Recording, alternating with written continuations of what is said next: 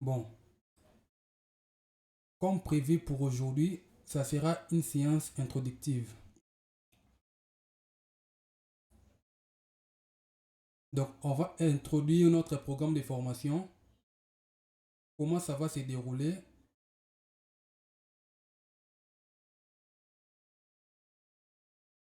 et puis on verra pourquoi on a choisi React Native par rapport à d'autres technologies, et aussi quels sont les avantages que React Native nous offre. Donc, la formation est en React Native, une technologie JavaScript.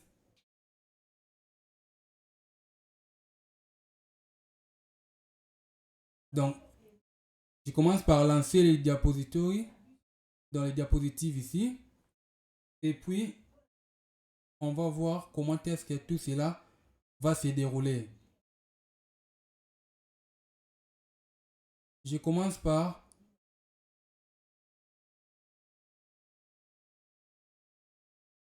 je lance les diapositives ici.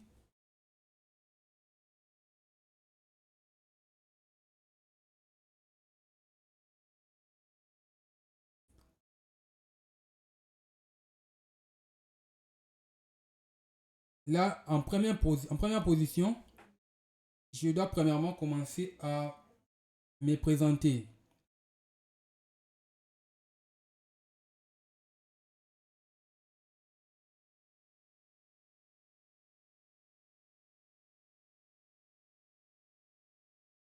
Pendant que les diapositives se lancent, sûrement chacun d'entre nous a déjà entendu parler soit de React ou de React Native. Si on part plus loin, de JavaScript tout court. React Native, c'est une technologie qui va nous permettre à développer des applications mobiles tout au long de notre formation. Déjà de base, on doit savoir que React Native est basé ou soit est développé via JavaScript. Donc là, le diapositive est lancé. Donc comme présentation de l'instructeur, je m'appelle Shadrack Kant. Certains d'entre nous savent, mais d'autres non. Je suis obligé d'abord de me présenter. Je suis un développeur web et mobile. J'ai fait le web avec les technologies Laravel, Vue.js, React et mobile. Côté mobile, j'ai fait Kotlin, React Native et puis d'autres technologies pour mobile. Parce qu'il y a plusieurs technologies qui peuvent nous permettre à faire des développements mobiles. Notamment, j'ai fait souvent Casa avec Vue.js. Mais de base, je suis Kotlin et puis React Native. On verra aussi certains langages qui permettent de développer des applications mobiles et pourquoi on a puisé notre choix en React Native.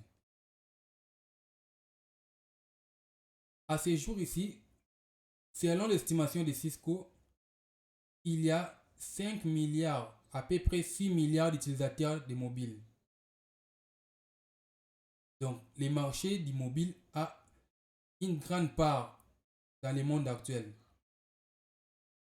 C'est pourquoi la plupart des entreprises, la plupart des grandes entreprises ont nécessairement des applications mobiles. La majorité des grandes entreprises ont des applications mobiles. Et puis parmi les plateformes mobiles, nous avons beaucoup plus Android et puis iOS. Les deux qui gagnent et ou soit qui représentent 99,4% de tous les appareils. Il n'y a pas que ces deux plateformes. Il y en a plusieurs. Mais ce sont les deux plateformes qui ont la plus grande part du marché dans le monde. C'est pourquoi on va se baser beaucoup plus sur ça. Soit React Native s'est basé beaucoup plus sur ces deux plateformes. Normalement, le développement d'applications de ces deux plateformes nécessite de nombreuses connaissances spécifiques à la plateforme. C'est-à-dire quoi? Quand on veut développer une application pour iOS, donc pour les iPhones, on doit se spécialiser en un langage de programmation, notamment Swift et Objective-C. Ou soit, si on veut développer une application pour Android, on doit se spécialiser dans un langage de programmation qui peut faire cela, notamment Kotlin ou Java. Pourquoi on a parlé de cela? Parce que tout premièrement, on doit savoir qu'il y a plusieurs types d'applications. On peut citer les applications mobiles natives et puis les applications mobiles hybrides. Déjà, pour une plateforme, il y a des langages spécifiés ou spécifiques pour développer des applications pour cette plateforme-là. Comme Android, pour faire des applications natives Android, on code avec Kotlin ou soit Java. Ce sont les deux langages avec lesquels on peut faire des applications Android natives. Pour iOS aussi, c'est la même chose. Maintenant, on s'imaginait que si on veut développer une application, par exemple, vous avez votre boutique, vous voulez développer une application de vente pour votre boutique. Vous vous dites que non, le monde a une grande part des marchés sur Android et puis sur iOS. Donc vous devez développer une application Android et puis vous devez développer une application iOS. Déjà, il y aura des bases de code différentes. On doit avoir des codes pour Android et puis on doit avoir des codes pour iOS. Si on veut appeler des spécialistes, on va appeler un spécialiste en développement Android et puis un spécialiste en développement iOS. Et en tout, ça sera très coûteux. Maintenant, on va d'abord se limiter là. Question de suspense. Imaginez que vous devez appeler des spécialistes. Ou soit, si c'est votre propre application, vous êtes développeur, vous devez coder 2 fois la même application. Et maintenant, dans cette formation, qu'est-ce que vous allez apprendre tout au long de cette formation? D'abord, on va commencer à coder des applications mobiles natives avec du code JavaScript et la librairie React.js.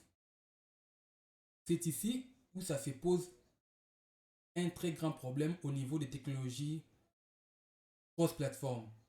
Déjà, les termes, vous devez vous habituer. Quand on parle de technologies cross-platform, c'est-à-dire quoi? Naturellement, une application mobile native, c'est une application qui est développée par un langage natif. Les langages natifs, par exemple, pour Android, c'est Kotlin et Java. Les langages natifs côté iOS, c'est Swift et Objective-C.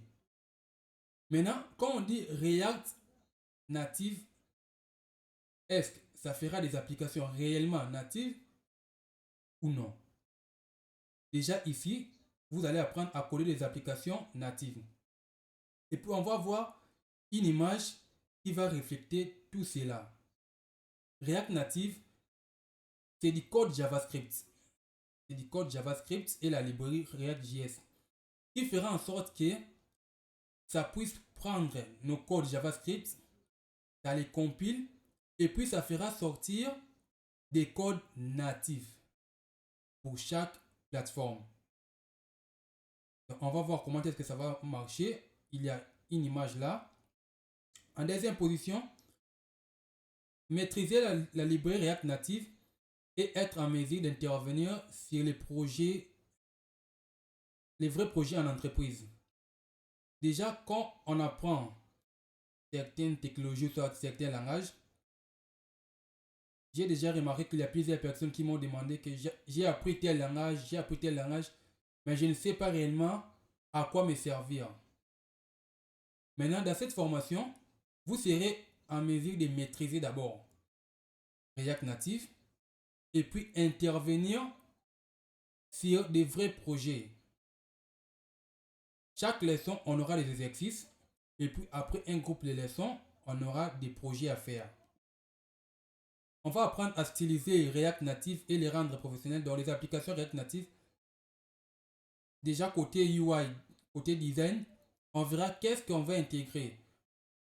Premièrement, on doit d'abord savoir comment est-ce que CSS marche.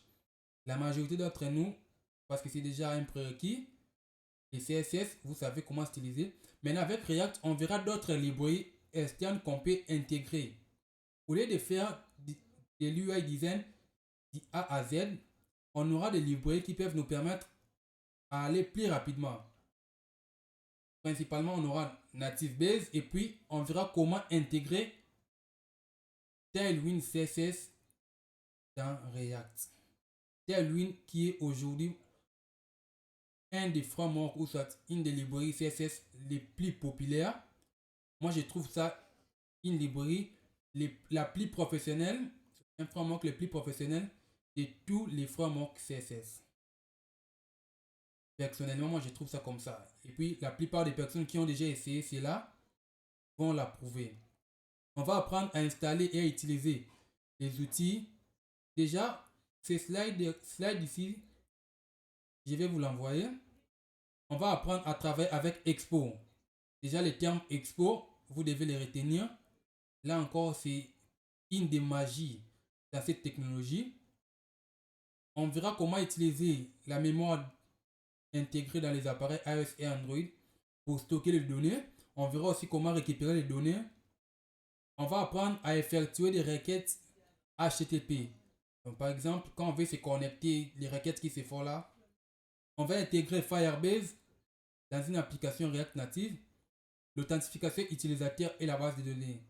C'est-à-dire, notre application va se connecter à Firebase, l'utilisateur va se connecter et puis on aura d'autres actions à faire.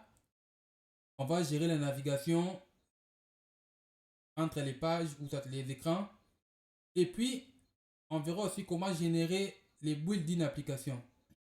Dans les builds d'une application via Expo.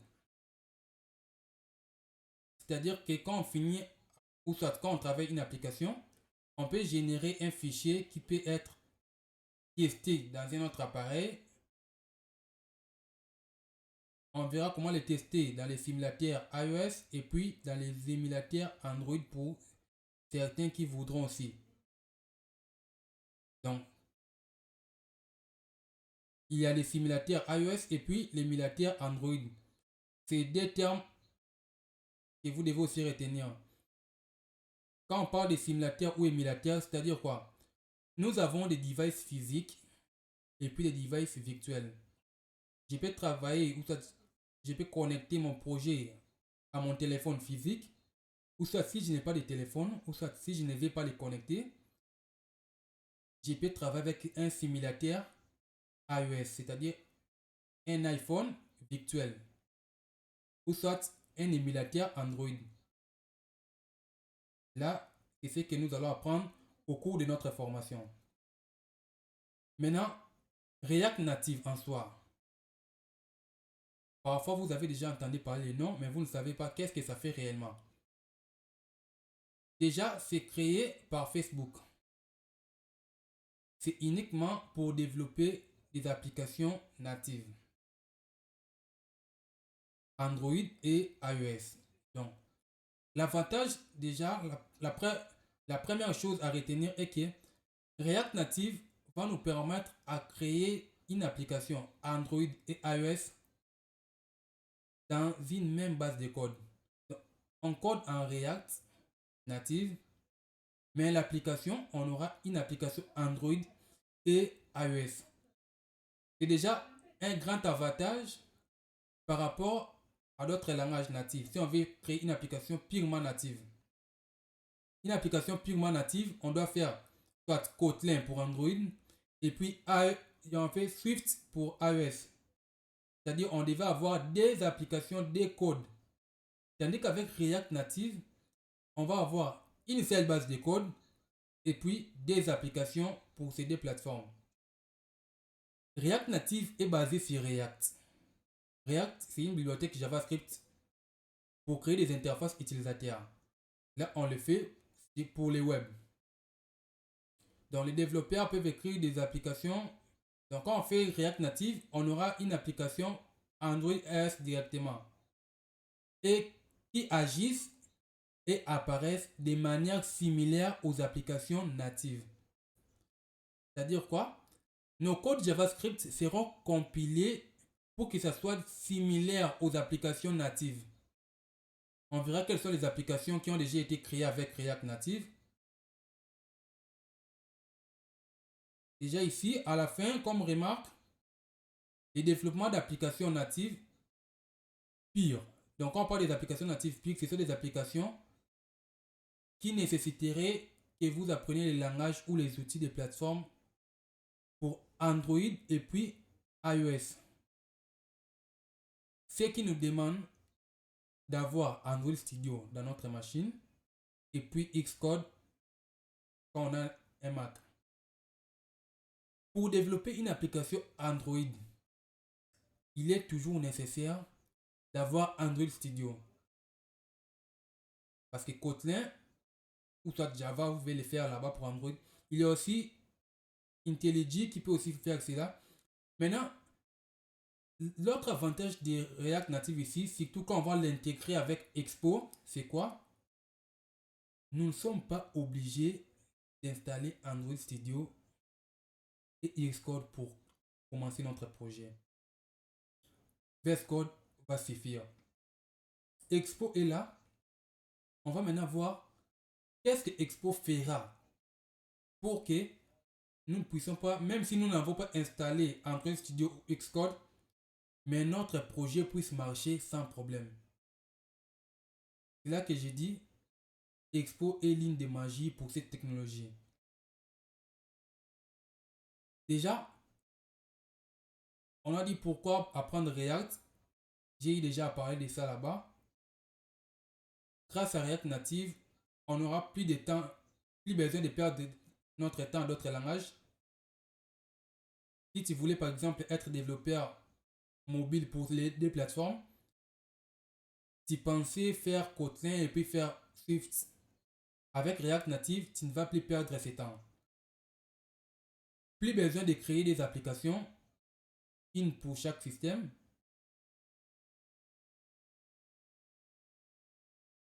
Donc, ça ne se fera plus. On va juste avoir une seule base de code et puis ça va générer des applications. Une grande facilité de travail avec un tas d'outils disponibles qui vous marquent déjà le travail. C'est-à-dire, il y a déjà des choses qui ont déjà été faites. On ne peut plus reprendre cela pendant qu'on donne la possibilité de les utiliser. On verra comment est-ce qu'on va intégrer d'autres librairies et comment ça va marcher. Et maintenant, Expo. Je crois la majorité d'entre nous ici n'ont jamais entendu parler d'Expo. Expo est une plateforme qui nous aide à développer, créer, déployer, itérer rapidement des applications web et mobiles. Il fournit une gamme d'outils pour faciliter encore le développement avec React Native. Donc Expo va nous faciliter la tâche. On aura à installer certaines choses, on verra comment est-ce que ça va marcher. Expo aide les développeurs en supprimant les besoins de connaissances natives de base. Il y aura d'autres intégrations qu'on va faire, par exemple, pour utiliser la caméra, on aura des intégrations à faire, on appelle ça souvent des API. Vous voyez par exemple API caméra, API notification. Et puis avec Expo, il y a certains termes que nous allons voir tout au long de notre formation. Bien que c'est une séance introductive, mais d'autres termes, la majorité des termes reviendront encore dans d'autres sessions. Donc soyez calme. ExpoGo, c'est une application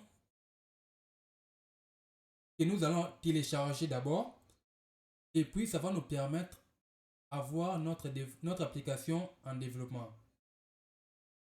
On verra ça. Expo CLI, c'est un outil pour créer, gérer, développer nos applications. On verra encore quel est son avantage. Et puis Expo SDK, un ensemble modulaire de packages qui permettent d'accéder à des API natives. La caméra, notification, il y a plusieurs API, on verra ça tout au long de notre formation. Donc, comme j'ai dit, après chaque leçon, on aura les exercices. Après un groupe de leçons ou soit après une partie, on aura des projets à faire selon ce qu'on a déjà appris. Expo Snack, c'est un terrain de jeu basé sur le web où vous pouvez écrire des extraits React Native et les exécuter dans les navigateurs. On verra ça aussi plus tard, c'est-à-dire que vous pouvez être sur le web et puis exécuter vos codes React Native pour tester certaines choses. Les slides, je vais vous l'envoyer après. L'image dont je vais vous parler, c'est ça. On a la technologie React Native. Et puis, on a React Native à droite ici avec Expo. À gauche, on fait React Native CL. Donc, la ligne de commande React Native dit React Native CLI. React Native ici, quand on le fait CL, ça nous demande d'avoir d'abord Android Studio et puis Xcode. Donc, on va utiliser notre machine. Votre PC, c'est ça qui sera utilisé pour faire les builds Android et puis iOS. Vous voyez l'image qui est là. Donc, on a d'abord React Native ici. On fait des bichi, puis on doit avoir Android Studio pour faire les builds Android. On doit avoir Xcode pour faire les builds iOS. Maintenant, avec Expo a une machine virtuelle. C'est-à-dire que nous, on va juste faire notre code React Native et puis Expo va gérer ça pour nous. Expo a des machines virtuelles qui vont faire cela sans pourtant que nous le sachions. Juste par commande. Directement, Expo va le faire, c'est elle. Et à part ça, avec Expo, après avoir codé, quand on lance notre application, Expo va générer un QR code. Et puis, après ce QR code, nous avons maintenant à installer l'application ExpoGo dans nos téléphones. Pour ceux qui ont Android, vous allez les trouver sur Play Store. Et pour ceux qui ont iOS, vous allez les trouver sur App Store. On va installer ExpoGo. Maintenant, après avoir installé ExpoGo, notre application sera affichée dans ExpoGo. Là maintenant, on va voir notre application en temps réel. Chaque modification que nous allons faire dans l'application, on va les voir également dans notre application ExpoGo qui est dans les téléphones. Donc, ce qui fait en sorte que même quand tu n'as pas un Mac, tu peux tester ton application, comment ça va s'afficher sur iOS. Bien qu'à la fin, si tu veux faire les builds finales, ça te demandera Xcode. À la fin, on va voir ça. Mais pour travailler, tu peux avoir un iPhone, tu vas tester son application dans ton iPhone et puis sur Android, comment est-ce que ça va marcher. Les applications célèbres développées avec React Native, déjà l'application Facebook, je dirais toute la famille Facebook. L'application Facebook, leur application pour gérer des pages, Facebook Business, il y a plusieurs applications, ils font tout avec React Native. Il y a Discord, vous les connaissez. Coinbase, Instagram, Airbnb, Uber Eats, Skype, Tesla, Pinterest.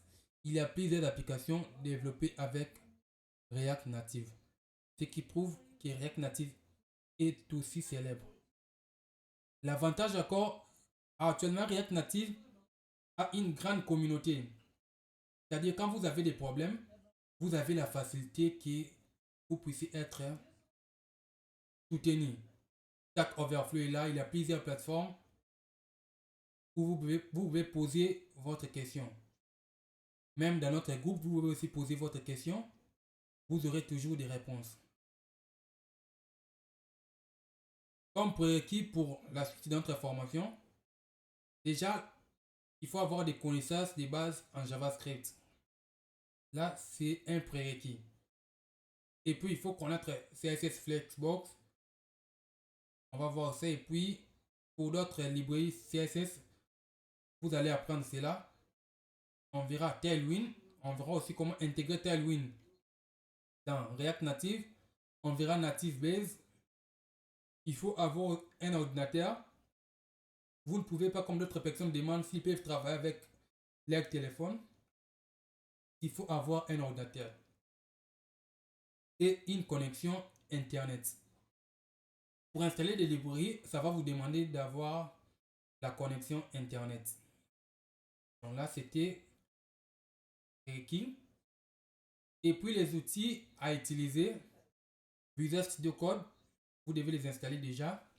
Installer Node.js, installer Git, installer Slack, Expo Go, la Play Store. Chaque outil ici, on va voir comment est-ce que vous devez l'installer.